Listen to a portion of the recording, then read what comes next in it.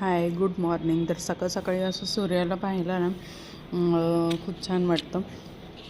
तर सूर्यनारायणाचं दर्शन घेऊन झालं, चहा वगैरे ठेवला. मुलांना क्लासला सोडायचं होतं, तर त्यांनासुद्धा चहा वगैरे द्यायचा होता. ते चहा बिस्किट वगैरे खाऊन जातात. तर म्हणलं तुमच्याबरोबर मला एक गोष्ट शेअर करायची होती. म्हणजे तुम्हाला मी एक व्हिडिओ दाखवला होता, जो झाडाचा होता, की जास्वंदीचं झाड होतं, वाढत वगैरे नव्हतं.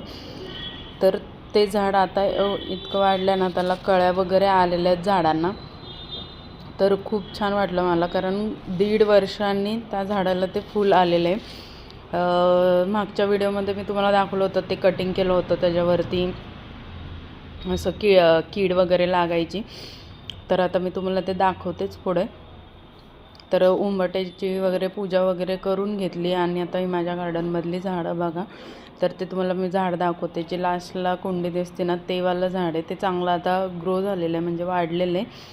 तर बघा, एक फूल आलेलं आहे आणि कळ्या वगैरे पण त्याला आलेल्या आहेत आणि झाडसुद्धा आता त्याचं वाढलेलं आहे. तुम्हाला जुना व्हिडिओ बघायचा असेल तर तुम्ही ओल्डेस्टमध्ये आपल्या चॅनलवरती जाऊन बघू शकता की झाड केवढंसं होतं आणि त्याच्यासाठी कोणतं फर्टिलाइज मी वापरलं ना, ते हवं असेल तर मला कमेंट नक्की करा, मी सांगेल तुम्हाला.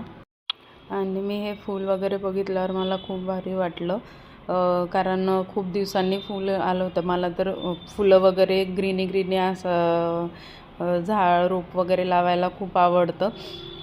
किती झाडं मी आणली आहेत आणि परत ती जळून पण गेले. एखाद्या दुसऱ्या दिवशी लक्ष दिलं नाही, पाणी नाही घातले की ते जळून जातात.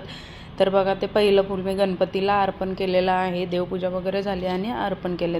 व्हिडिओ आवडला असेल तर लाईक, शेअर आणि सबस्क्राईब करा. बाय.